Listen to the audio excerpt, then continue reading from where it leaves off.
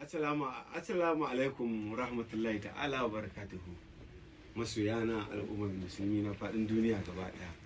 To, na fito ne dama in zo in gaya muku wani abu wanda na ga yana ta yawo a midiya. Haɗuwana da Salma inda ba wai za ta hana ni umara. Mutane suna da za ta hana ni umara, za ta hana ni umara. Kuma baiwa Allah nan ba ta zuwa sai lokacin da bayan isha take zuwa gurina. Bayan na ji na ga musalloli na dawo. Za ta kawo min abinci, ta kawo min gashi ruwa, lemo, shisha. Ni gaskiya ban ga tun da na zo ni gaskiya ban ga mutum ne kirki ba irin Salma ne tsakani da Allah, saboda irin ɗawainiyar da take a kaina da abubuwan da take min na alkhairi. Ba zan iya wucewa komai ba, sai dai wannan sakamako ne Ubangiji zai yi mata. Dan na san ta yi min ne dan Allah. Saboda ita masoyiyar manzan Allah ce, ni ma masoyin manzan Allah ne.